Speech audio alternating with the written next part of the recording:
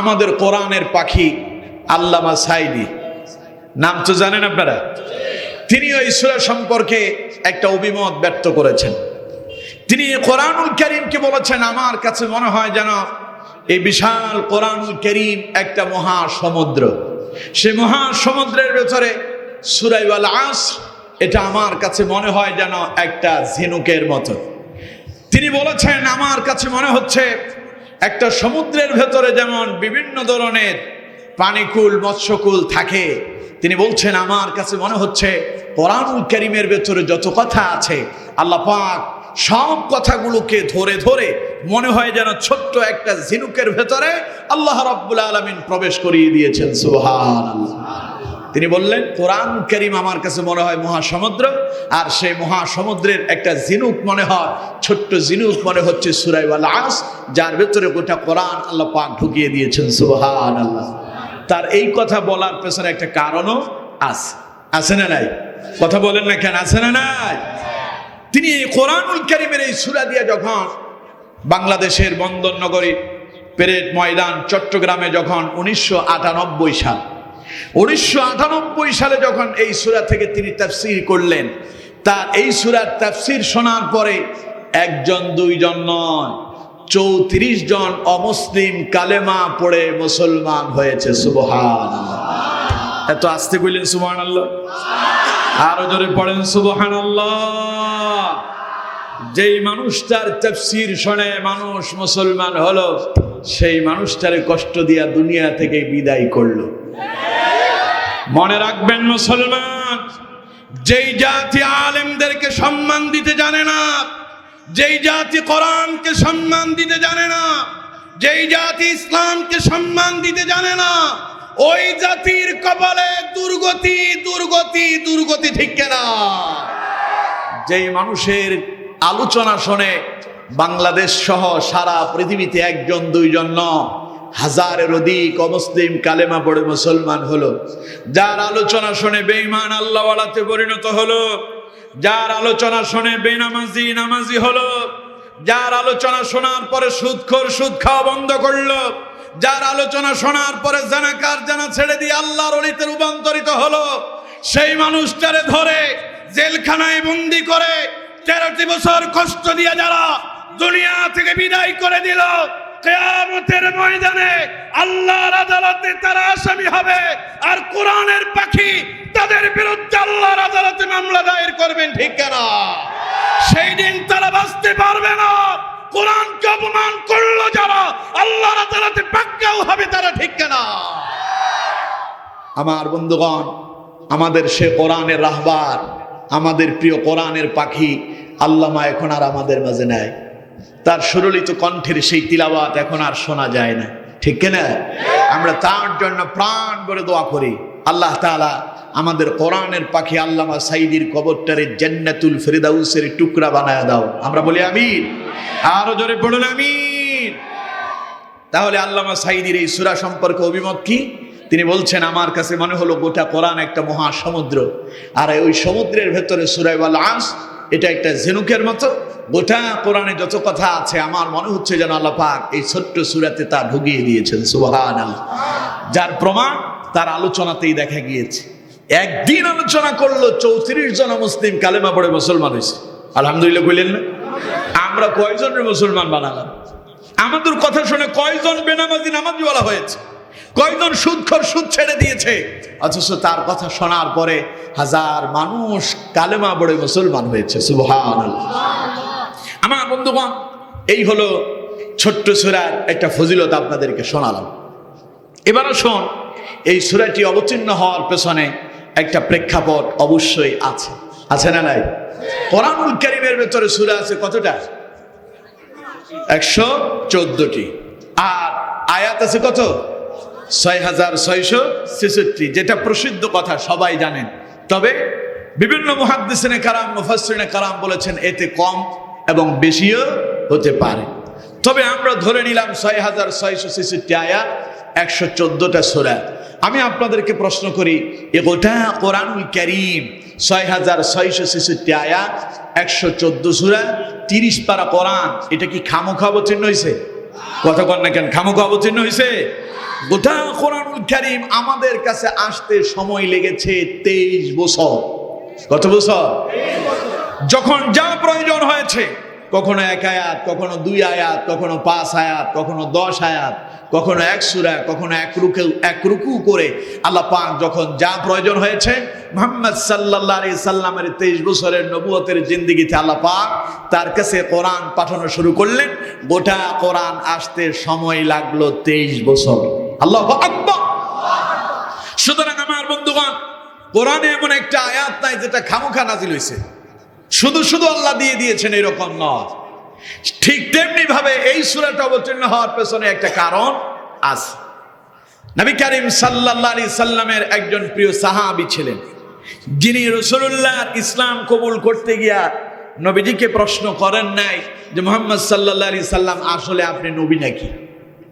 যিনি নবী করিম সাল্লাল্লাহু আলাইহি সাল্লামকে কোনো প্রশ্ন ছাড়া, কোনো দ্বিধাদ্বন্দ্ব ছাড়াই ডাইরেক্ট রাসূলুল্লাহর কাছে গিয়ে কালেমা পড়লেন, এবং সিদ্দিক বলে যিনি উপাধি পেয়েছেন তার নাম হযরতে আবু বকর সিদ্দিক রাদিয়াল্লাহু তাআলা আনহু। পড়েন সাল্লাল্লাহু রাদিয়াল্লাহু তাআলা আনহু।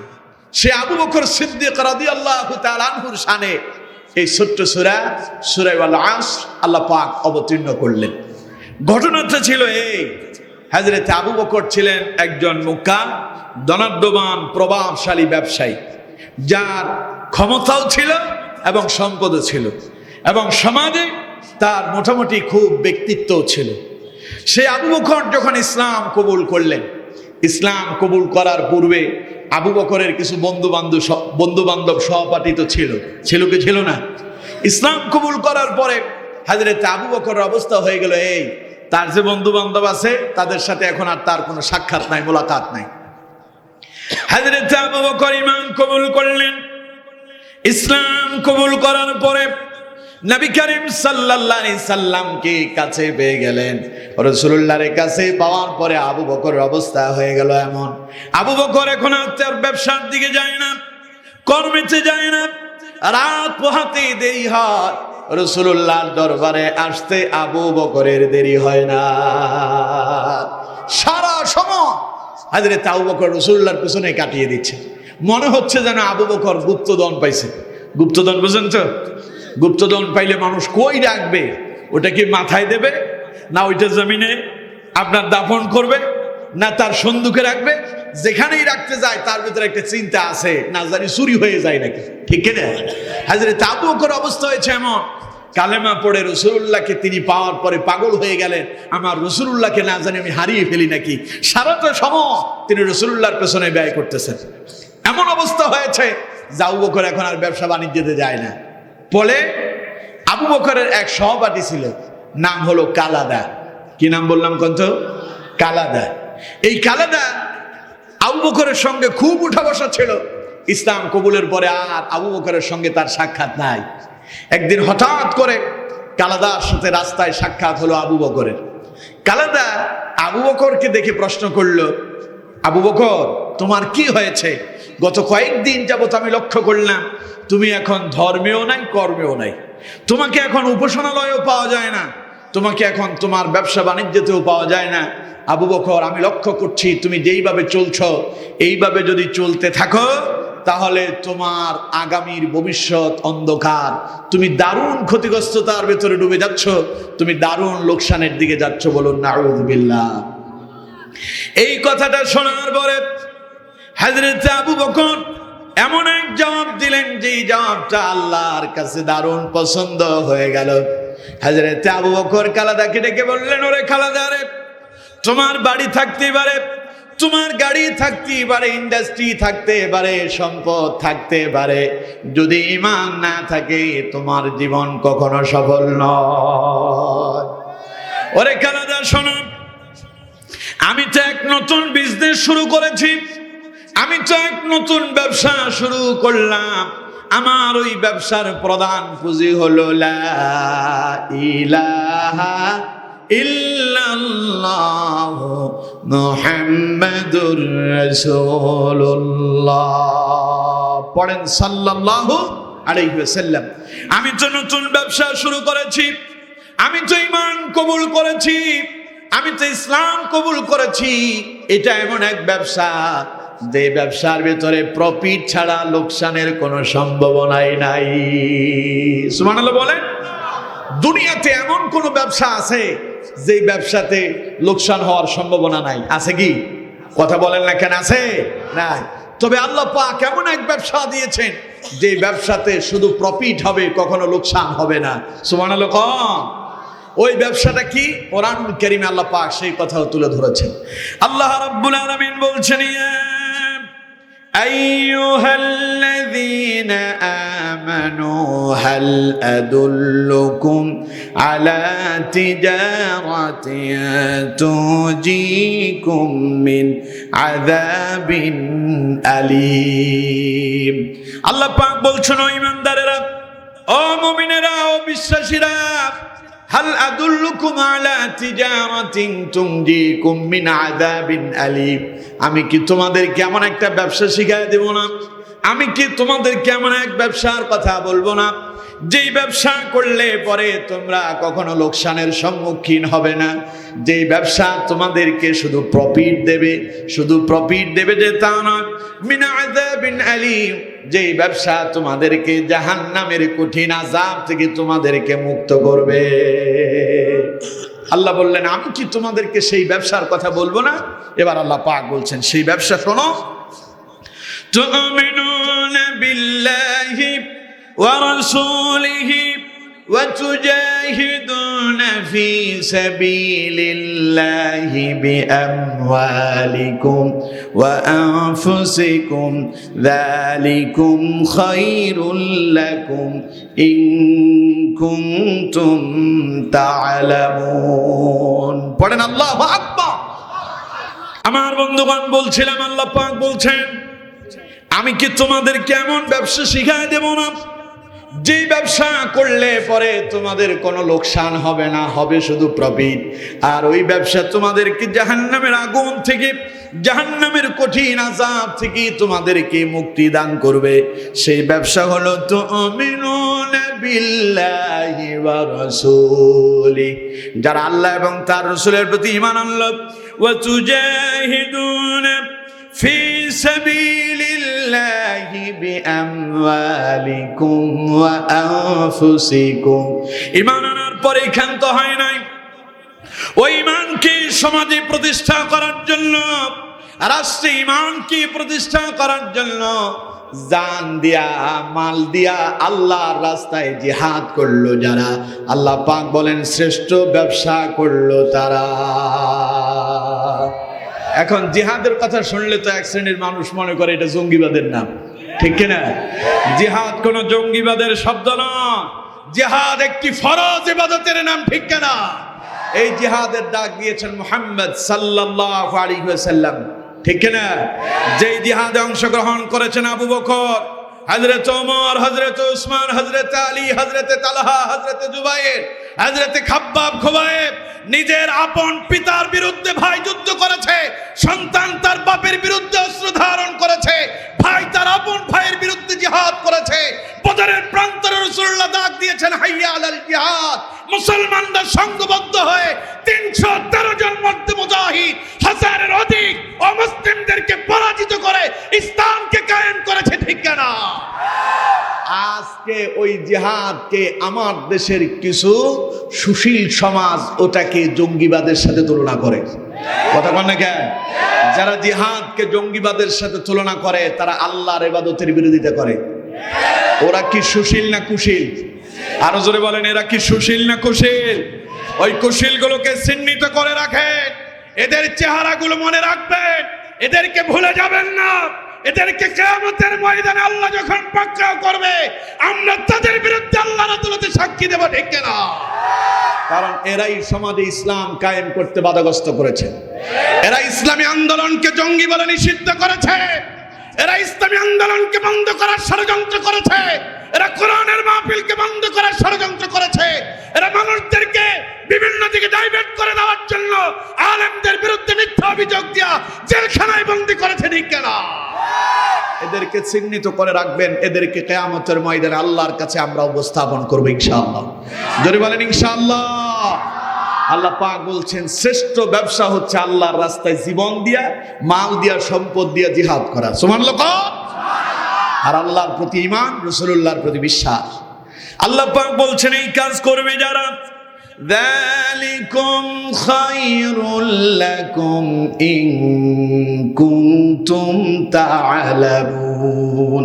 আল্লাহ পাক বলছেন বান্দা যদি বুঝতে পারো, অনুধাবন যদি করতে পারো, তাহলে এটাই তোমাদের জন্য কল্যাণ, এতেই তোমাদের জন্য আছে সফলতা। সুবহানাল্লাহ। তাহলে সবচাইতে শ্রেষ্ঠ ব্যবসা আল্লাহর প্রতি ঈমান, রাসূলুল্লাহর প্রতি বিশ্বাস, ইসলাম প্রতিষ্ঠার জন্য জান দিয়ে, মাল দিয়ে জিহাদ করা। বুঝতে পেরেছেন? এখন হযরত আবু বকরকে প্রশ্ন করলো কালাদা, জিজ্ঞাসা করলো, আবু বকর ঘটনা কি? তুমি তোমার ব্যবসা বাণিজ্য ছেড়ে দিয়েছো, ধর্মকর্ম ছেড়ে দিয়েছো, তুমি তো এখন লোকসানের দিকে যাচ্ছ। তখন আবু বকর কি জবাব দিলেন? ওরে কালাদা, শুনে রাখো, আমি তো এক নতুন বিজনেস শুরু করেছি।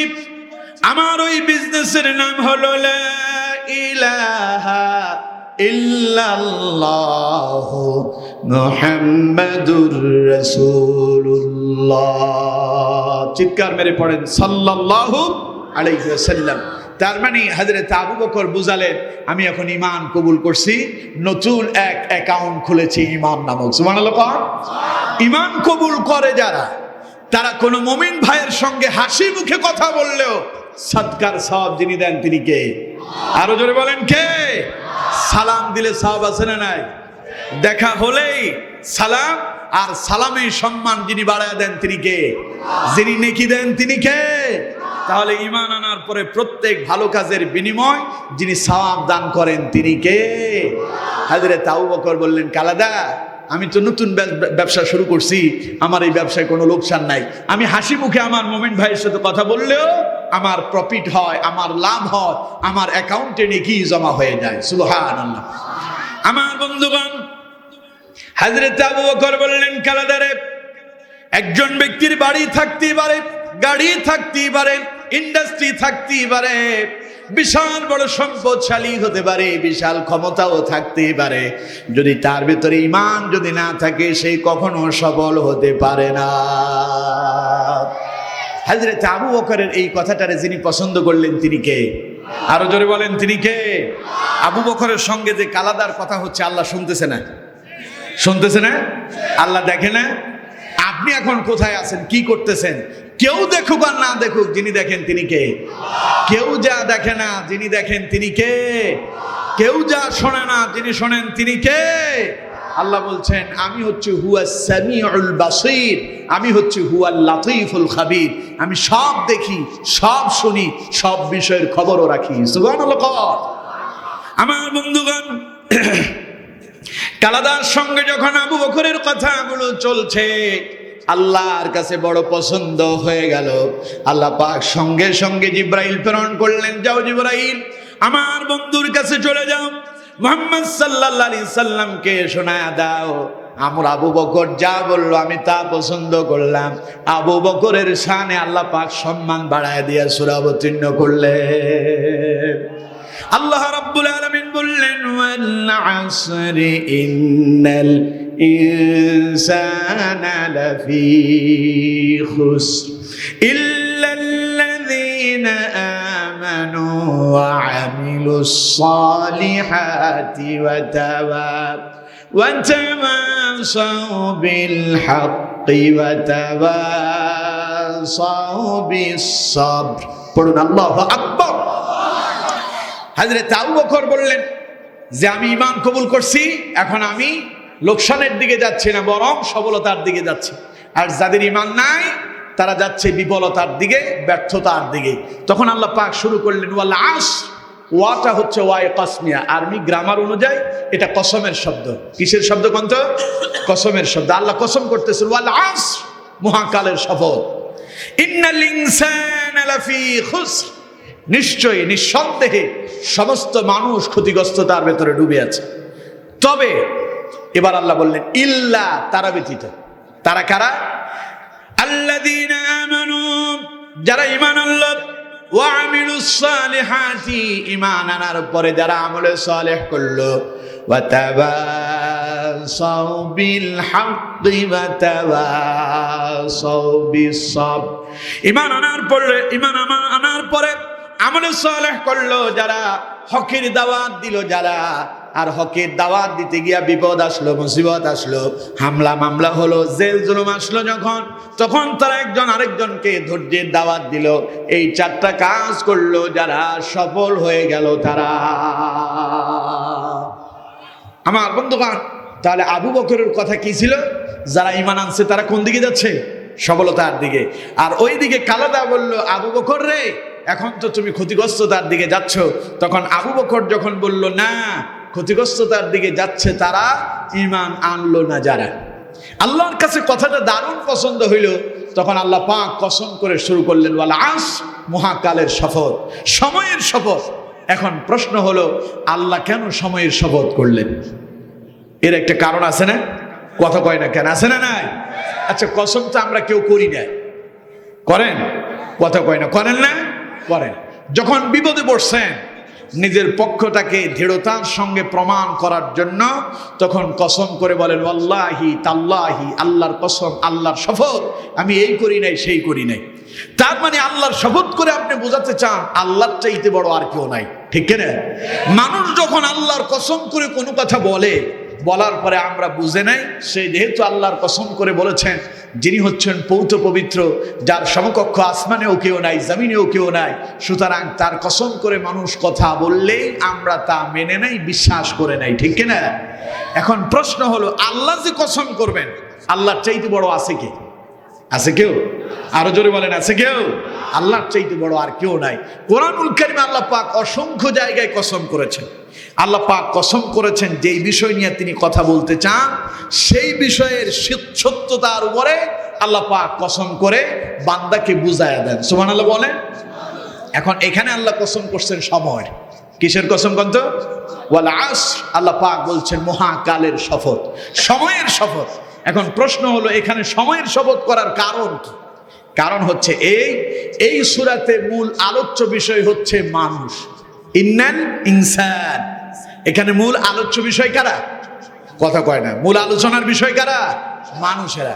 এখন মানুষের সাথে সময়ের একটা মিল আছে না নাই? আরো জোরে বলতে হবে, আছে না নাই? এখন আপনারা অনেকে বলবেন, হুজুর মানুষের সাথে আবার সময়ের মিল কি? সময়টা হলো আমরা সবাই এই পৃথিবীতে এসেছি একটি নির্দিষ্ট সময় নিয়ে, ঠিক কিনা? এই সময়টা কি? আমাদের হায়াত, আমাদের জীবন। কারো 10 বছর, কারো 20 বছর, কারো 50, কারো 60, কারো 70, কারো 80, কারো 100 বছর, কারো একদিন, কারো 1 ঘন্টা, কারো 1 মিনিট, কেউ মায়ের পেটেই শেষ, ঠিক কিনা? এই সময়টা আমরা যে দুনিয়ায় আসছি, নির্দিষ্ট সময় দিয়ে যে আল্লাহ যে আমাদেরকে প্রেরণ করলেন, এই কথা সত্য না মিথ্যা? আরো জোরে বলেন, সত্য না মিথ্যা? আমরা তো সবাই চিরকাল থেকে যাব নাকি? মরবেন না কারা কারা হাত তোলেন? মরবেন না কারা? মরবেন না কারা হাত তোলেন? এই একজন মরবে না, ও বুঝতে পারবে, ও প্রতিবন্ধী, এই জন্য হাত তুলে ফেলছে। অসুবিধা নাই, ওরে আল্লাহ মরার পরে অমর করে রাখুক, কোন আমিন। তাহলে হ্যাঁ, নামাজ কালাম পড়ে আলহামদুলিল্লাহ, আল্লাহ তারে সুস্থ বানায় দেখে আমরা পড়ি আমিন। আমার বন্ধুগণ, বলছিলাম মরবো না এমন কেউ আমরা নাই, সবাই মরবো। তো মৃত্যুটা একটা সময় সুনিশ্চিত করে দিয়েছেন কে? কোরআনে আল্লাহ পাক বলছেন, ইযা জাআ আজালুহুম লা ইস্তাখিরুনা সাআতান ওয়া লা ইস্তাকদিমুন। আল্লাহ পাক বলছেন, পৃথিবীর মানুষেরা, तमाम পৃথিবীর মানব সম্প্রদায় শোনো, আমি তোমাদেরকে একটা নির্দিষ্ট সময় দিয়ে প্রেরণ করলাম। ওই নির্দিষ্ট সময় যখন এসে যাবে, অর্থাৎ মালাকুল মউত যখন তোমার কাছে আসবে, ইযা জাআ আজালুহুম লা ইস্তাখিরুনা সাআতান ওয়া লা ইস্তাকদিমুন, তোমাকে আর 1 মুহূর্তের জন্য, 1 মিনিটের জন্য, 1 সেকেন্ডের জন্য আর সময় দেওয়া হবে? জোরে বলেন, হবে? মরেই যাব একদিন। শুধু যে মরবো তা নয়, মরার পরে আমার আপনার নাম নিশানও থাকবে না। লোকেরা আমার পেছনে আজকে স্লোগান দিচ্ছে, লোকেরা আমাকে সম্মান দেখাচ্ছে, আমার নাম ধরে ধরে বলে, অমুক নেতার চরিত্র ফুলের মতো পবিত্র বলে বলে স্লোগান দেয়, ওই নেতাও যখন মরে যাবে, বিশাল প্রভাবশালী ব্যক্তিটা যখন মরে যাবে, তার নাম নিশানা মুহূর্তের ভিতরে মুছে যাবে। মরবেন যখন, নাম আপনার আব্দুল্লাহ, আব্দুর রহমান, আপনি চেয়ারম্যান সাহেব, আপনি মেম্বার সাহেব, আপনি এমপি, আপনি মন্ত্রী, যখনই আপনি মরে যাবেন সব পেছনের নামগুলো মুছে যাবে, আপনার নাম হয়ে যাবে লাশ। আপনার নাম কি? জোরে বলেন কি? লোকেরা বলবে আপনি মরে আছেন খাটের উপরে, আপনার স্ত্রী বলবে, আপনার সন্তান বলবে লাশটারে খাট থেকে জমিনে নামায়া দাও। আপনাকে জমিনে নামিয়ে দেওয়া হবে, এরপরে আপনাকে গোসলের জন্য নিয়ে যাওয়া হবে। কেউ বলবে না আব্দুল্লাহ, আব্দুর রহমান রে গোসল দাও, লোকেরা বলবে লাশটারে গোসল দিয়ে দাও। গোসল শেষ হয়ে যাবে, কাফন পরানো হবে, লোকেরা বলবে এই লাশটা কি কাফন পরা দাও, তারে সাজায় দাও, গোছায় দাও, রেডি করে দাও। লাশ যখন রেডি হয়ে যাবে, কয়েকজন লোক কাঁধে নিয়ে রওনা হয়ে যাবে, এক ময়দানে নিয়ে যাওয়া হবে জানাজার জন্য। জানাজার ময়দানে আসবে যখন, লাশটাকে সামনে রাখা হবে, এরপরে মাইকে স্লোগান দেওয়া হবে, জাতিকে শোনা দেওয়া হবে, ডান দিক থেকে এসে লাশের চেহারা দেখে বাম দিকে গিয়া সারিবদ্ধ হয়ে দাঁড়ায় যা। ঠিক কিনা? তার মানে আপনার নাম যে ছিল আব্দুল্লাহ, আপনি যে ছিলেন আব্দুর রহমান, আপনি যে বিশাল নেতা ছিলেন, আপনার যে একটা ব্যক্তিত্ব ছিল, মরলেন যখন সব মুছে গেল, নামও পরিবর্তন হয়ে গেল। আপনার নাম এখন আর আব্দুল্লাহ, আব্দুর রহমান কেউ বলে না, সবাই বলে লাশ। ঠিক না? তাহলে এই যে লাশ আমরা হব, এতে কোনো সন্দেহ আছে? জোরে বলেন আছে? এই জন্য আমার বন্ধুগণ, আল্লাহ পাক এখানে সময়ের কসম করে বান্দারে বুঝাতে চাইলেন, আমার বান্দারে, তোমাকে যে একটা সময় দিয়ে প্রেরণ করলাম, নিঃসন্দেহে এটা সত্যি, মানুষের জীবনে একটা সময় আমি আল্লাহ পাক নির্ধারণ করে দিয়েছি। এই সময়টা একদিন আসবে, আর ওই সময় আসার জন্য তোমার জীবন থেকে সময়গুলো যাবে না আসবে? কথা বল, যাবে না আসবে? এই যে এখন 2024 সাল চলতেছে, বিদায় নিল 2023 সাল, এখন 2024 সালে আমরা যারা হায়াত পেলাম, আমরা বলতেছি 1 বছর বেশি হায়াত পেলাম। যার বয়স 50 ছিল, এখন তিনি বলেন এখন আমার 51 বছর রানিং। ঠিক কিনা? আসলে কি তিনার 51 বছর হইল না? যদি তার বয়স যদি 60 থাকে, 51 বছর মাইনাস হইল? কোনটা হইছে? যোগ হলো না বিয়োগ হলো? কথা বল না কেন, যোগ না বিয়োগ? আমরা বুঝি না, আমরা বুঝতে পারি না।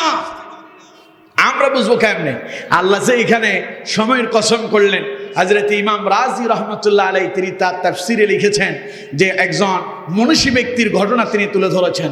যেই লোকটা সূরা আসরে আল্লাহ যে সময়ের কসম করলেন, কেন করলেন তিনি এটা বুঝতে পারছিলেন না। কেন আল্লাহ সময়ের কসম করলেন, এর কারণ কি? তিনি এটা অনুসন্ধান করার জন্য দীর্ঘ সময় পর্যন্ত সময় ব্যয় করলেন, অনুসন্ধান করে খুঁজে পান না। একদিন লোকটা গেল বাজারে, বাজারে গিয়ে শুনতে পায় বাজারের এক জায়গা থেকে একজন লোক চিৎকার করে করে বলছে, ওই ব্যক্তির প্রতি রহম করো, ওই ব্যক্তির প্রতি করুণা করো, যার সম্পদ গলে যায়, যার পুঁজি গলে যায়, তোমরা তার প্রতি রহম করো। মনীষী লোকটা দৌড়ে চলে গেল, কে রে, কি বলতে চায়? কাছে গিয়া দেখতেই পেল এটা একজন বরফ বিক্রেতা, বরফ বিক্রি করতেছে। আকাশের সূর্যের তাপে বরফগুলো গলে গলে পানি হয়ে যাচ্ছে। এখন বরফ যদি পানি হয়ে যায়, কেউ কি পানিগুলো কিনে বাড়িতে নিয়ে যাবে নাকি? কথা বলেন, কিনে নিয়ে যাবে? বরফ যতক্ষণ থাকবে ততক্ষণের মূল্য আছে, পানি হয়ে গেলে তার আর মূল্য নাই। তাই লোকটা চিৎকার করে করে বলছি, আল্লাহর বান্দারা, তোমরা ওই ব্যক্তির প্রতি রহম করো যার পুঁজি গলে যায়, যার সম্পদ বিলীন হয়ে যায়। তার মানে তিনি বোঝাতে চান, আমার বরফগুলো বরফ থাকাকালীন তোমরা কিনে নিয়ে যাও, অন্তত আমার পুঁজিটা তোমরা বাঁচাও। এই কথা শোনার পরে মনীষী লোক, আল্লাহর ওলি চিৎকার মেরে বলে উঠলেন, আল্লাহু আকবার, আমি তো সূরা আসরের তাফসীর বুঝে ফেলেছি। আল্লাহ কেন সময়ের কসম করলেন? আমাদের জীবনটা বরফ গলার মতো। মানুষের জীবনটা কি? বরফ গলার মতো। জীবনে যদি 50 বছর আপনার হায়াত হয়, বরফ যেমন গলে গলে পানি হয়ে একদিন বিলীন হয়ে যাবে, ঠিক তেমনি ভাবে আপনার বয়স যদি 50 বছর হয়, জীবন থেকে একটা সেকেন্ড, একটা মিনিট, একটা ঘন্টা, একটা দিন, একটা সপ্তাহ, একটা মাস, একটা বছর করে করে আপনার হায়াতের জীবনটাও বরফ গলার মতো গলে গলে শেষ হয়ে যায়। কিন্তু আমরা বেমালুম তা ভুলে গিয়েছি, আমাদের সেই খবরই নাই, ঠিক না? আমরা মনে করতেছি সামনে যাচ্ছি, আসলে কিন্তু সামনে না, আমরা পেছনে যাচ্ছি। আমরা কোন দিকে যাচ্ছি? কথা বলেন না কেন? আমরা কোন দিকে যাচ্ছি? পেছনের দিকে। তার মানে আমরা ছিলাম কার কাছে? জোরে বলেন, কার কাছে? এসেছি কোথায়? দুনিয়ায়। আবার যাব কার কাছে? আল্লাহ পাক বলছেন, কুল্লু নাফসিন যায়িকাতুল মাউত সুম্মা ইলাইনা তুরজাউন।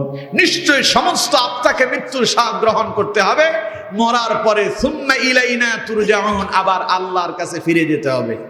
কার কাছে? সবাই বলতে হবে, কার কাছে? তাহলে আমরা ছিলাম কার কাছে? আল্লাহর কাছে। এসেছি দুনিয়ায় কিছু সময়ের জন্য, এরপরে আবার আল্লাহর কাছে চলে যাব। সময় যত যাচ্ছে তত আল্লাহর সন্নিকটে চলে যাচ্ছে, আমরা জানি না। বিজ্ঞান বলছে আমরা মৃত্যুর কাছে কত দ্রুত এগিয়ে যাচ্ছি জানেন? প্রতি সেকেন্ডে 1,86,000 মাইল গতিতে, অর্থাৎ 3 লক্ষ কিলোমিটার স্পিডে প্রতি সেকেন্ডে আমরা আমাদের মৃত্যুর দিকে যাচ্ছি। আল্লাহু আকবার কইলেন না? না, আমরা মনে করতেছি না আমি বাড়ি করতে যাচ্ছি, আমি গাড়ি করতে যাচ্ছি, আমি সম্পদ করতে যাচ্ছি। না, আমরা গাড়ি বাড়ি করতে যাচ্ছি না, বরং আমরা মৃত্যুর দিকে ধাবিত হচ্ছি। কিন্তু এই কথাটা আমরা বুঝি না। যদি আমরা বুঝতে পারতাম তাহলে নামাজ ছেড়ে দিতাম না, ঠিক কিনা? যদি আমরা বুঝতে পারতাম অবহেলা করে কোরআন থেকে দূরে সরে যেতাম না, ঠিক কিনা? যদি আমরা বুঝতে পারতাম ইসলাম থেকে দূরে সরে যেতাম না, যদি বুঝতে পারতাম তাহলে আমরা প্রতিদিন জুমার দিন যেমন জুমার নামাজে মসজিদে আসি, ঠিক তেমনি ভাবে ওই দিন আবার আসরেও আসতাম, পরের দিন প্রত্যেক রাকাতে মসজিদে প্রত্যেক ওয়াক্তে আমরা শামিল হয়ে যেতাম, ঠিক কিনা? কিন্তু আমরা কি মনে করতেছি? আমরা ভাবতেছি জীবন তো অনেক আছে, এখনো বয়স আমার কি হয়েছে? ছেলেপেলেরা বলে, হ্যাঁ এখনো আমার বয়স 17, 18, 20 বছর হয়েছে, একটু বয়স টয়স হোক, বিবাহ শাদী করি, তারপরে না হয় নামাজ কালাম পড়বনি। যারা বিবাহ শাদী করছেন তারা চিন্তা করতেছেন, না সময় তো এখনো অনেক আছে, ছেলে বিবাহ করাবো, মেয়ে বিবাহ দেব, চুল দাড়ি পাকবে, তখন নামাজ ধরবো নি। এরকম আছে না নাই? আরো জোরে বলেন, আছে না নাই? আচ্ছা, আমি আপনারে প্রশ্ন করি, এখান থেকে উঠে বাড়ি পর্যন্ত যেতে পারবেন এরকম গ্যারান্টি কেউ দিতে পারবেন? কথা বলেন, দিতে পারবেন? তো তাহলে আপনি কেমনে চিন্তা করতেছেন 40-50 বছর হইলে আপনি নামাজ পড়বেন?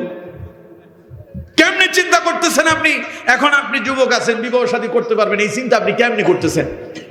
এই যে গত 2 দিন আগে ঢাকাতে আগুন লাগলো, কোথায় যেন এটা বেলি রোড কি কাচ্ছিতে নাকি? কাচ্ছি ভাই লাগলো আগুন। মুহূর্তের ভেতরে একই পরিবারের 5 জন সদস্য মরে গেল। একই পরিবারের কয়জন? তার স্ত্রী, তার সন্তান, স্বামী সুদ্ধা, পরিবারের 5 জন এক মুহূর্তে মরে গেল। সেখানে বাপও গেল, সন্তানও গেল, স্ত্রীও গেল।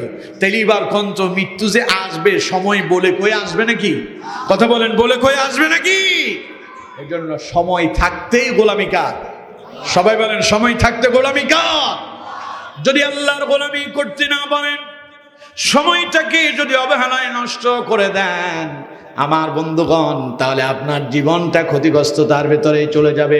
আল্লাহ রাব্বুল আলামিন তাদেরকে বলছেন, যারা সময়টারে মূল্যায়ন করতে জানেন না, সময় মতো নামাজ পড়েন না, কোরআন পড়েন না, দিন মানেন না, ইসলাম মানেন না, মনে মনে চিন্তা করতেছেন সময় আরো আসবে, আরো সময় পাবেন, এই চিন্তা করেন যারা, দুশ্চিন্তায় ভুগছেন তারা, এই চিন্তা করলেন যারা, ক্ষতিগ্রস্ততার মাঝে ডুবেছেন তারা, ঠিক না? তাদের একটু পরিচয় কোরআন থেকে দেব, কথা কয় না, দেব? এখন যারা সময়কে মূল্যায়ন করেন না তাদের পরিচয় কোরআনে আল্লাহ পাক তুলে ধরেছেন। সেই ক্ষতিগ্রস্তদের অবস্থা কেমন হবে আল্লাহ রাব্বুল আলামিন কোরআনুল কারীমের ভিতরে অত্যন্ত চমৎকার ভাবে আল্লাহ পাক তুলে ধরেছেন। আল্লাহ পাক বলছেন, মা সালাকাকুম ফি সাকার قالوا لم نك من المصلين ولم نك نطعم المسكين وكنا نخوض مع الخائضين وكنا نكذب بيوم الدين حتى أتانا اليقين পড়েন আল্লাহু আকবার। আল্লাহ পাক বলছেন আজকে যারা সময়টারে নষ্ট করতেছেন, এখন নয় কালকে ধরবো নামাজ, কাল নয় পরশু থেকে, এই দিন না ওই দিন থেকে, আগামী শুক্রবার না পরের শুক্রবার থেকে এই চিন্তা করেন যারা, তারা জাহান্নামের এমন এক জাহান্নামে যাবেন যেই জাহান্নামের নাম হচ্ছে সাকর। ওই জাহান্নামের নাম কি? সাকর।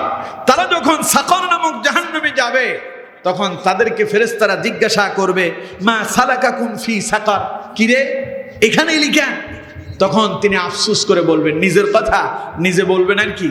আল্লাহ পাক বলছেন তখন তিনি বলবেন ক্বালু লাম নাকু মিনাল মুসাল্লিন, আমি তো সেই দুর্ভাগা, আমি তো সেই হতভাগা, মুয়াজ্জিন দৈনিক 5 বার আমারে ডেকেছে, হাইয়া আলাস সালাহ, হাইয়া আলাস সালাহ, নামাজের দিকে আসো, নামাজের দিকে আসো।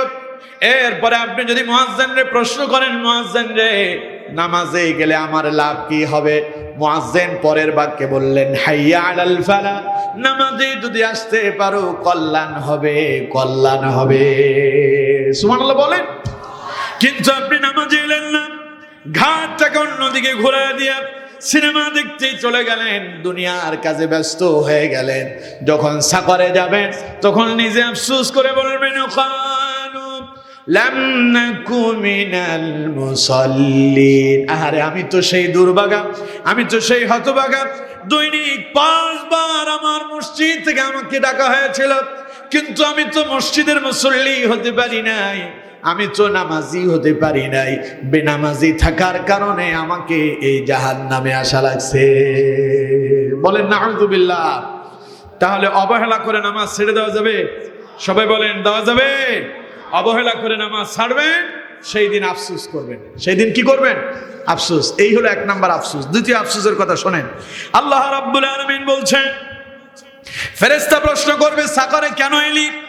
তখন 2 নাম্বার আফসোস করে সে বলবে ওয়ালাম নাকুন তুইমুল মিসকিন, আমি তো দরিদ্র অভাবীদেরকে খাবার দেই নাই, খাদ্য দেই নাই। তারা আমার কাছে যখন সাহায্য চেয়েছিল তখন তাদেরকে দূর দূর করে তাড়িয়ে দিয়েছি। এরপরে সে বলবে 3 নাম্বার বলবে ওয়া কুন্না নাখুদু মাআল খাইদিন, আমি তো সেই দুর্ভাগা, আমি তো সেই হতভাগা, আমি তো মন্দ কাজেই আমার সময়টারে ব্যয় করলাম। আমি সিনেমা দেখতে গিয়ে সময় নষ্ট করেছি, আমি ইউটিউব ফেসবুকে সময় নষ্ট করছি, আমি তো নামাজই হতে পারলাম না, আমি তো আল্লাহর ইবাদত করতে পারলাম না, আমি তো আল্লাহর গোলামি করতে পারি নাই, তাই বলে আজ এই মহা বিপদের ভেতরে আমাকে পড়া লাগছে। কয়টা হলো? কথা কয় না, কয়টা? 3টা। 4 নাম্বার শুনেন, সে বলবে নুকাযযিবু বিয়াউমিদ্দিন, এই দিন সম্পর্কে আলেমরা আমাদেরকে অনেক বুঝিয়েছিল, কোরআন দিয়া তারা আমাদেরকে অনেক বোঝানোর চেষ্টা করেছিল। একদিন মরতে হবে, জীবনের হিসাব আল্লাহর কাছে দিতে হবে। আলেমেরা যখন আমাদেরকে কোরআন দিয়া বোঝালো, আমরা তাদের বিরুদ্ধে আমরা ষড়যন্ত্র চক্রান্ত করলাম, তাদেরকে বিপদে ফেলে দিলাম। ঠিক না? কথা কয় না, ঠিক না? সত্য কথা বললে এখন বিপদ আছে না নাই? আরো জোরে বলেন আছে না নাই? আচ্ছা আপনারা কোন তো কোনো আলেম কোরআনের মাহফিলে বসে রাজনৈতিক বক্তব্য দিয়েছে? কোন মসজিদের খতিব মিম্বারে বসে তিনি তার দলের পক্ষে কোনো কথা বলেছেন? প্রত্যেক মসজিদের খতিব, ইমাম এবং যারা কোরআনের ময়দানে কথা বলেন, তারা কথা বলেন কি থেকে? আরো জোরে বলেন কি থেকে? কোরআন থেকে তারা কথা বলেন। তার মানে কোরআন থেকে যারা কথা বলে তারা কার কথা বলে? যারা কোরআন থেকে কথা বলে তারা আল্লাহর কথা বলে। যারা কোরআন থেকে কথা বলে তারা মানুষদেরকে আল্লাহর দিকে ডাকে। যারা কোরআন দিয়ে কথা বলে তারা মানুষদেরকে জান্নাতের দিকে ডাকে। এক শ্রেণীর নাস্তিক মুরতাদিরা এটাকে বরদাস্ত করতে পারলো না, তাই বলে আল্লাহর পক্ষে ডাকে যারা, তাদেরকে মিথ্যা অভিযোগে অভিযুক্ত করে জীবন থেকে বরবাদ করে দিচ্ছে। ঠিক না? কিয়ামতের দিন তারা আফসোস করবে, আহারে এই লোকগুলো আমাদেরকে এই দিন সম্পর্কে বহু নসিহত করেছে, আমাদেরকে অনেকবার সতর্ক করেছিল, আমরা তো শুনি নাই, বরঞ্চ এই সমস্ত কথা বলেছিল যারা, তাদের বিরুদ্ধে আমরা আরো ষড়যন্ত্র করছি, তাদেরকে বিপদে ফেলে দিয়েছি। আফসোস করে বলবে, ওয়া কুল্লা নুকাযযিবু বিয়াউমিদ্দিন, এই দিন সম্পর্কে আমরা অস্বীকার করেছিলাম, হাত্তা আতানাল ইয়াকিন, এই যখন আমাদের জীবনে চলছে, হঠাৎ করে একদিন মালাকুল মউত আজরাইল আমাদের কাছে এসে গেল। আজরাইল এলো যখন, মরে গেলাম তখন, মরার পরে সাগরে আসলাম এখন। নাউজুবিল্লাহ বলেন। তাহলে যারা সময়কে মূল্যায়ন করতে জানেন না, সময় মতো নামাজ পড়লেন না, সময় মতো আল্লাহর গোলামি করলেন না, যারা ক্ষতিগ্রস্ততার ভেতরে ডুবে আছেন, তারা, এই কথা কার? আরো জোরে বলেন, এই কথা কার? আল্লাহ পাক তাদের কথাই বললেন, ওয়াল আসর ইন্নাল ইনসানা লাফি খুসর। আল্লাহ বললেন, সময়ের শপথ করে বলছি, ওই সমস্ত মানুষেরা ক্ষতিগ্রস্ততার ভেতরে আছে যারা তাদের সময়টাকে মূল্যায়ন করেনি, সময়ের ইবাদত সময় মতো করছে না, যারা সময়টাকে অযথা নষ্ট করে দিচ্ছে, তারাই ক্ষতিগ্রস্ততার ভেতরে ডুবে আছে। এবার আসুন, সফল কারা, ক্ষতিগ্রস্ততা থেকে বেঁচে গেল কারা, তাদের পরিচয় আল্লাহ পাক তুলে ধরেছেন। আল্লাহ রাব্বুল আলামিন বলছেন, ক্ষতিগ্রস্ততা থেকে বেঁচে গেল তারা, ইল্লাল্লাযীনা আমানু, আল্লাহর প্রতি ঈমান আনলো যারা। আমরা ঈমান এনেছি কার উপরে? জোরে বলেন, কার উপরে? শুধু ঈমান আনলে হবে না, আরো 3টা কাম করতে হবে। আরো কয়টা? সবাই বলে না, সবাই বলেন একসাথে, কয়টা? ঈমান আনলেন, একটা করলেন, ঈমান আনার পরে আরো লাগবে 3টা। 2 নাম্বার আল্লাহ পাক বলছেন, ওয়া আমিলুস সালিহাত, ঈমান আনার পরে আমল সালেহ করতে হবে। ঈমান আনার পরে আমল সালেহ কি? আমল সালেহ হলো নেক কাজ করতে হবে, ভালো কাজ করতে হবে, আল্লাহর গোলামি করতে হবে, আল্লাহর ইবাদত করতে হবে। না হলে শুধু আপনার ঈমান আপনারে জাহান্নাম থেকে বাঁচাতে পারবে না। কারণ ঈমান ছাড়া আমলের যেমন কোনো দাম নাই, আবার আমলবিহীন ঈমানেরও কোনো দাম নাই। কথা বুঝতেছেন আমার? এক লোকের ঈমান আছে কিন্তু আমল নাই, কি নাই? আমল নাই। তাহলে তার ঈমান, একদিন সেই জান্নাতে যাবে, রাসূলুল্লাহ বলেছেন ঈমানের কারণে সব শেষ জান্নাতে যাবে, কিন্তু তার আগে জাহান্নামের শাস্তি ভোগ করা লাগবে। তাহলে তার ঈমান তাকে জাহান্নামের আযাব থেকে বাঁচালো না। আরেকজন লোকের ঈমান নাই কিন্তু আমল আছে, তার ওই আমলও আল্লাহর দরবারে মঞ্জুর হবে না। এক কথায় ঈমানবিহীন আমল আবার আমলবিহীন ঈমান, দুইটাই কি? অকৃতকার্য, এগুলো কাজে আসে না। যেমন আমি যদি আপনাদেরকে বোঝাই, আপনারা বুঝতে পারবেন। অনেকে বলবেন, হুজুর ঈমান ছাড়া আবার আমল কেমনে করে? আমার দেশের একজন শিল্পী আছে, নাম হচ্ছে নকুল কুমার। নাম শুনছেন আপনারা? নকুল কুমারের নাম শুনছেন? ও কি হিন্দু না মুসলমান? সনাতন ধর্ম অবলম্বী। এই হিন্দু মানুষটা সে কি কাম করছে জানেন? এই যে আজকে আপনারা মসজিদ বানানোর জন্য টাকা কালেকশন করছেন না? কথা কয় না, কালেকশন করছেন না? চেয়ারম্যান সাহেব দিলেন, আপনারা দিলেন, সাবেক যারা ছিলেন চেয়ারম্যান তারাও দিলেন, সবাই দান করলেন। উদ্দেশ্য কি? মসজিদ বানানো। তা আপনারা সবাই মিলে একজন আরেকজন থেকে নিয়ে নিয়ে দিলেন। আর নকুল কুমার কি করছে জানেন? নিজের পকেট থেকে দিয়া মসজিদ বানায় দিছে। আল্লাহু আকবার কইলেন না? এখন সে হিন্দু না মুসলমান? জোরে বলেন, হিন্দু না মুসলমান? এখন যেই লোক ঈমান আনার পরে, যেই লোক আল্লাহর ঘর মসজিদ তৈরি করে, তার ব্যাপারে হাদিস, রাসূলুল্লাহ বলেছেন, মান বানা লিল্লাহি মাসজিদান বানাল্লাহু লাহু বাইতান ফিল জান্নাহ, যে আল্লাহর ঘর মসজিদ তৈরি করে, আল্লাহ তার জন্য জান্নাতে ঘর তৈরি করে দেন। সুবহানাল্লাহ বলেন। এখন নকুল কুমারের তো ঈমান নাই, তার জন্য জান্নাতে ঘর হবে?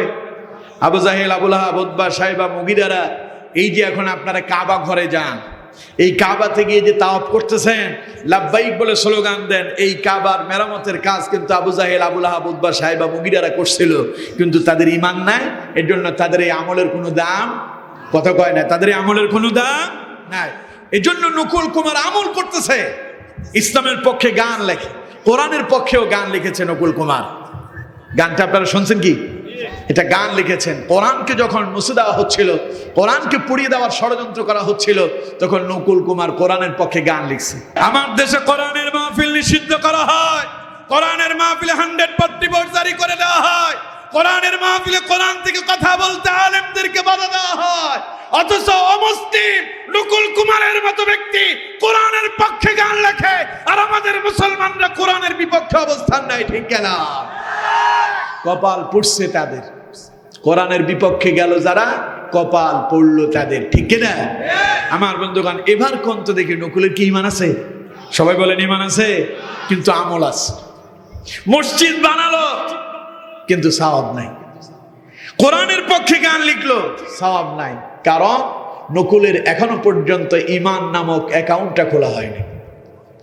আপনার কাছে অনেক টাকা পয়সা আছে, কত আছে? অনেক টাকা, 1 কোটি টাকা নিয়ে ব্যাংকে যান জমা দেওয়ার জন্য। ব্যাংকে গেলেন, ব্যাংকে যাওয়ার পরে আপনাকে জিজ্ঞাসা করা হবে কোন নামে জমা দিবেন। আপনি বলবেন যে আমার তো কোনো অ্যাকাউন্ট নাই, আমি জমা দিতে আসছি। জমা রাখবে? কথা কয় না, জমা রাখবে? আগে আপনার অ্যাকাউন্ট খুলতে হবে। আগে কি খুলতে হবে?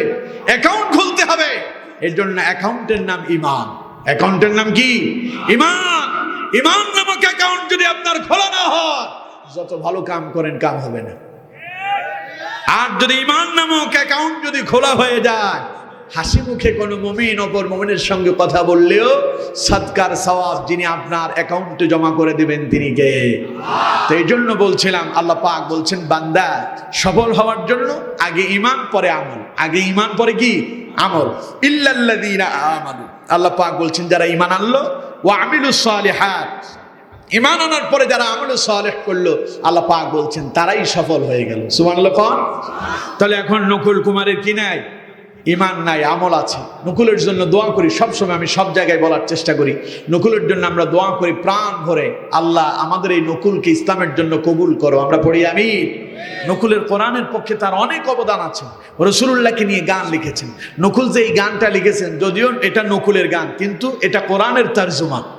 এটা কোরআনের কি? কোরআনের একটা আয়াত থেকে তিনি এই কথাগুলো নিয়েছেন। সে আয়াতটা কোনটা?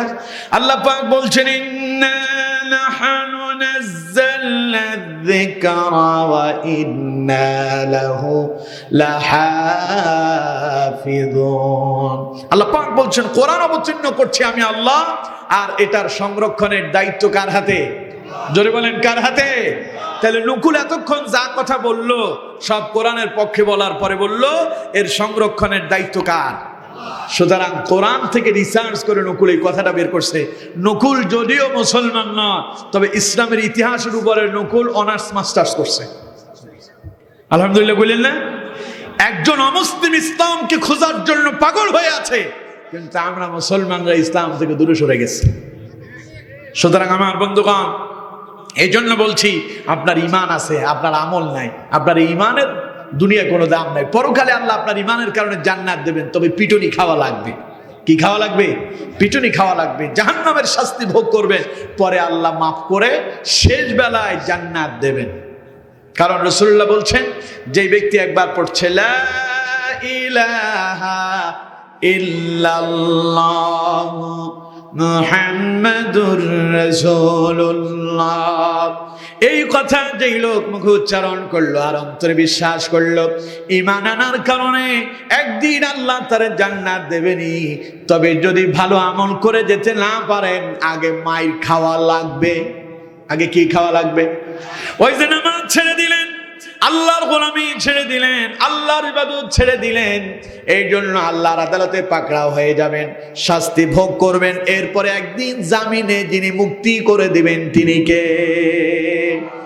আর যদি ঈমান আনার পরে আমল করতেই পারেন, তাহলে পরে আল্লাহ পাক বলছেন বান্দা তোমার কোনো টেনশন নাই, তোমার কোনো চিন্তা নাই, তোমার ঈমান এবং তোমার আমল দুইটা তোমারে শুধু জান্নাতেই নেবে না, বরং তোমারে আমি আল্লাহ শ্রেষ্ঠ জান্নাত, জান্নাতুল ফেরদাউস দান করে দেব।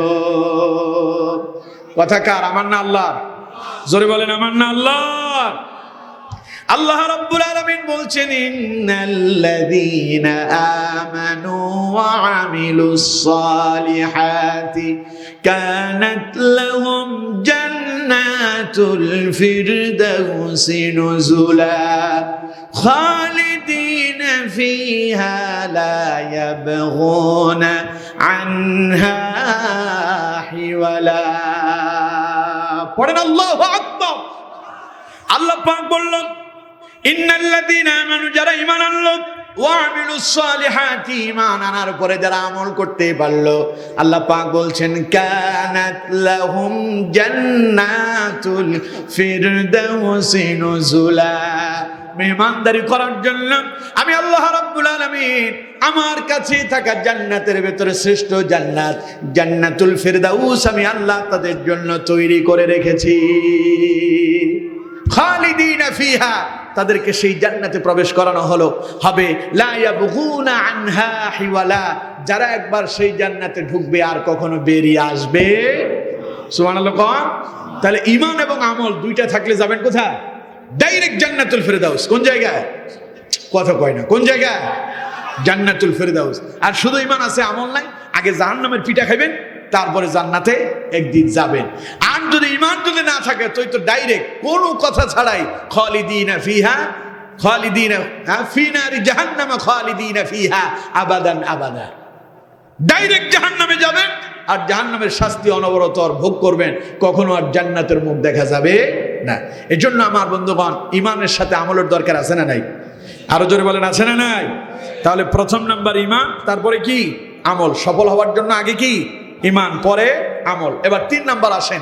আল্লাহ পাক বলছেন শুধু ঈমান আর আমল দিলে কাম হবে না, আরো কাম করতে হবে। শুধু আপনি মসজিদে যাবেন, নামাজ পড়বেন, সুবহানাল্লাহ আলহামদুলিল্লাহ জিকির করবেন, যদি এতেই যদি সফল হওয়া যেত তাহলে রাসূলুল্লাহর ময়দানে এসে জিহাদের প্রয়োজন ছিল না। ঠিক কি না? শিহাবে আবু তালেবের 3 বছর বন্দী থাকা লাগতো না, সাহাবায়ে কেরামকে রক্ত দিতে হতো না, নির্যাতিত হতে হতো না। নবী নিজেই তার বাড়িঘর ছেড়েছেন, হিজরত করে মদিনা পর্যন্ত যেতে হয়েছে, এরপরেও কালেমার দাওয়াত দেওয়া রাসূলুল্লাহ বন্ধ করেন নাই। ঠিক কি না? আল্লাহ পাক বলছেন ঈমানের সাথে আমল, আমলের সাথে ওয়াতাওয়াসাউ বিল হক। এবার হকের দাওয়াত দাও। কিসের দাওয়াত দাও? জোরে বলেন, কিসের দাওয়াত? হকের দাওয়াত বুঝেন? হকের দাওয়াত বুঝেন? সত্যের দাওয়াত পৌঁছাতে হবে। সত্যের দাওয়াত মানে আল্লাহর দিকে ডাকতে হবে। কার দিকে?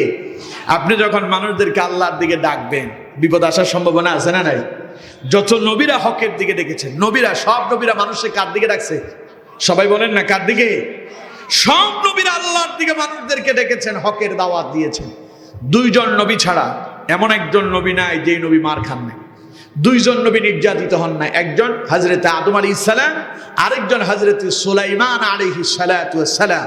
এই 2 জন নবী নির্যাতিত হন নাই তার কওম দ্বারা। এই ছাড়া সব নবীরা হকের দাওয়াত দিতে গিয়ে মার খেয়েছেন, নির্যাতিত হয়েছেন, নিপীড়িত হয়েছেন। আমার নবী, আপনার নবী, বিশ্ব নবী মুহাম্মদুর রাসূলুল্লাহ সাল্লাল্লাহু আলাইহি ওয়াসাল্লাম, যার শরীর মোবারকের উপর একটা মশা মাছি বসা হারাম ছিল, সেই নবী উহুদের প্রান্তরে তার দান্দান মোবারক শহীদ করলেন। মাথার ভেতরে লোহার হেলমেট ঢুকে গেল, রাসূলুল্লাহ রক্তাক্ত হলেন, বেহুশ হয়ে গেলেন। কিসের কারণে? কন্ত কথা কয় না। কিসের কারণে? হকের দাওয়াত দেওয়ার কারণে। সুতরাং আল্লাহ পাক বলছেন ঈমান আর শুধু আমল দিয়ে কাম হবে না। মসজিদে বসবেন আর শুধু জিকির আজকার করবেন, আল্লাহ কয় না, নামাজও পড়তে হবে, আমলও করতে হবে, এর পাশাপাশি আবার যা করতেছো তা মানুষের কাছে দাওয়াত পৌঁছায় দিতে হবে। আর এই দাওয়াত দিবে, বিপদ আসবে, মুসিবত আসবে, আসাটাই স্বাভাবিক। এবার আল্লাহ পাক বলছেন যখন বিপদ আর মুসিবত আসবে তখন কি করবে? আল্লাহ পাক বলছেন ওয়াতাওয়াসাউ বিল হক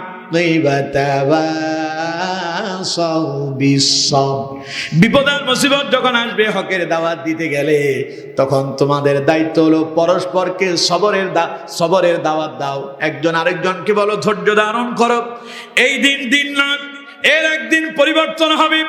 আজ তোমরা মার খাচ্ছ, আজ তোমরা নির্যাতিত নিপীড়িত হচ্ছ, একদিন সময় আসবে ইসলামের বিজয় হয়ে যাবে। ঠিক না? এই দাওয়াত তো রাসূলুল্লাহ দিয়েছেন। একদিন রাসূলুল্লাহর কাছে এসেছেন হযরতে খাব্বাব। কে এসেছেন? খাব্বাব। খাব্বাব ঈমান কবুল করার কারণে তাকে জ্বলন্ত কয়লার উপরে চিৎ করে শোয়া দিয়া বুকের উপরে হাঁটু দিয়ে চেপে ধরা হয়েছে। জ্বলন্ত কয়লার আগুনে হযরতে খাব্বাবের পিঠের ভিতরে সেকা লাগলো। শরীর থেকে চর্বিগুলো গলে গলে পানি হয়ে বেরিয়ে আসলো। সে আগুন নিভে গেল। সেই খাব্বাব একদিন রাসূলুল্লাহর কাছে গেলেন, গিয়ে বললেন শাকারনা ইলা রাসূলিল্লাহি সাল্লাল্লাহু আলাইহি ওয়াসাল্লাম ওয়া হুয়া মুতাওয়াসসাদুন বুরদাতুল লাহু ফি যিল্লিল কাবা আলা তাস্তানসিরু লানা আলা তাদউল্লাহ লানা ইয়া রাসূলুল্লাহ। হযরতে খাব্বাব বলছেন রাসূলুল্লাহ তখন তার চাদর মোবারক দিয়ে কাবা শরীফের ছায়ায় তিনি আরাম করতেছেন।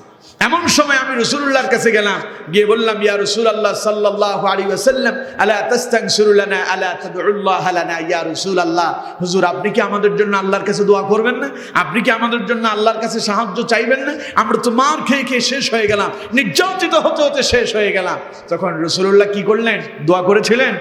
কত কয় না, দোয়া করছিলেন না। রাসূলুল্লাহ তখন সবরের দাওয়াত দিলেন। নবীজি বললেন, ওরে খাব্বাব শোনো, আজ তোমরা কি মার খাচ্ছ, তোমরা কি নির্যাতিত হচ্ছ?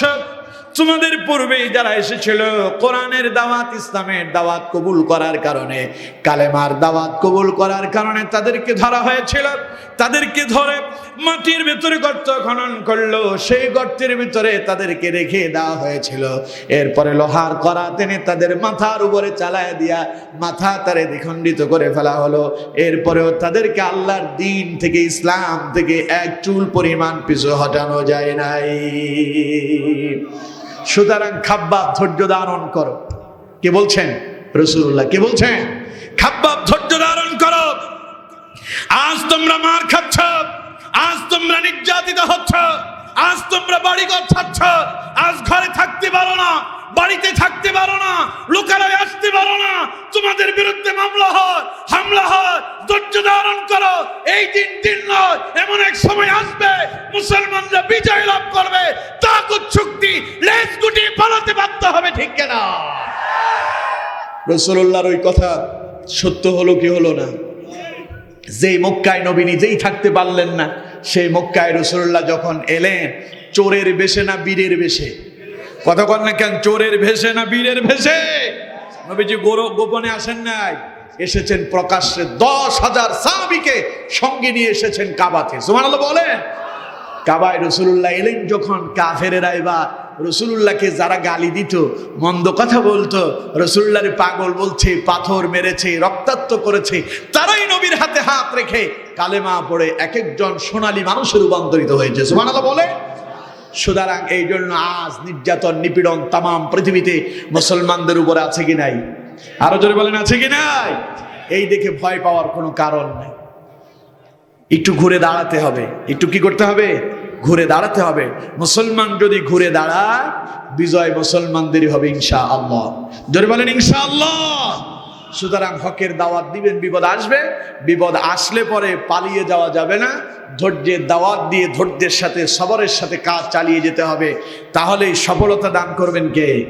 আরো জোরে বলেন কে? সেই কথাই আল্লাহ পাক এই সূরার ভিতরে বললেন। আল্লাহ পাক বলছেন, ওয়ালা আস, মহাকালের শপথ, ইন্নাল ইনসানা লাফি খুসর, নিশ্চয় নিঃসন্দেহে সমস্ত মানুষেরা ক্ষতিগ্রস্ততার ভেতরে আছে। এবার আল্লাহ পাক বললেন, ইল্লা, তারা ব্যতীত, আল্লাযীনা আমানু, যারা আল্লাহর প্রতি ঈমান আনলো, ওয়া আমিলুস সালিহাতি, যারা ঈমান আনার পরে আমল সালেহ করলো, ওয়া তাওয়াসাউ বিল হক, এবং যারা হকের দাওয়াত দিল।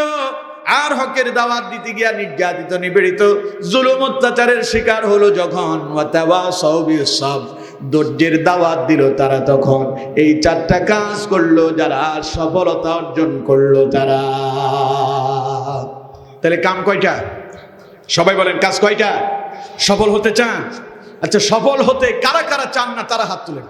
সফল হতে চান না কারা কারা? চালাক আছে লোকজন, খুব চালাক।